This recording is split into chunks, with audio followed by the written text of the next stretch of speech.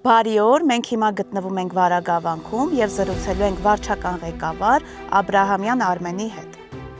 Արմեն ջան, ինձ կասեք այս հրաշք եկեղեցու գործած հրաշքների մասին։ Եկեղեցին ինքն իր տեղովը հրաշք է, իր բոլոր կառույցներով, սյուներով ստեղծվել է 12-րդ դարում նոր Վարագավանքի գյուղը ունի 680 բնակչություն, փաստացի բնակվում է 517-ը, ունենք 208 տնային տնտեսություն։ Գյուղացիքը զբաղվում են հիմնականում անասնապահությամբ, հողագործությամբ, խաղողի այգիներ ունենք, ծխախոտով են զբաղվում ժողովուրդը։ Երևի 4 կամ 5 ամիս արդեն եկեղեցուն ունի գործող քահանա, Տեր Եղիան, եկել է Երուսաղեմից, գործողել են մեր եկեղեցի, արդեն մշտական գործող հոգևորական ունենք մեր եկեղեցում։ Սեպտեմբերի 20-ի ամեն տարի, 20-ից հետո առաջի կիրակին եկեղեցու տոննա ուխտագնացությունն է դեպի Նոր Վարագավանք։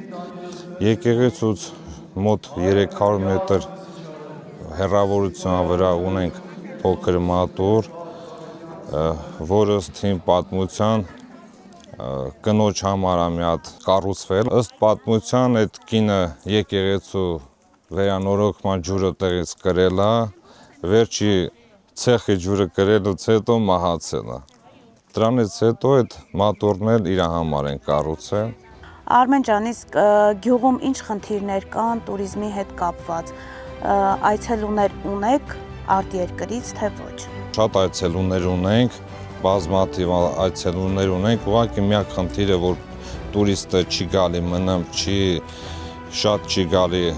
հարցը առաջնահերթ հեռավորությունն է, սահմանային խնդիրն է։ Խնդիրը մեկ էլ մնալու հյուրատների հարցն է։ Նորմալ դոնոր ունենանք, ներդրում անի գյուղում, էկոտնակներ կառուցի կամ չգիտեմ էլի տներ կա, վերցնեն վարձակալական հիմունքներով կառուցեն, սարքեն, туриզմը շատ կզարգանա այստեղ։ Սա կանուշ հետ առաջ անգամ չենք հանդիպում, ուրախ ենք, որ մեր գյուղում տուրիստ է բերում, туриզմը զարգացնում է, շնորհակալ ենք նման մարդկանցի, կցանկանամ բոլոր տուրիստական ընկերությունները նման մարդկանցի այսպեսի օրինակ վերցնեն, որպեսզի մեր գյուղը ավելի հասանելի լինի բոլորին։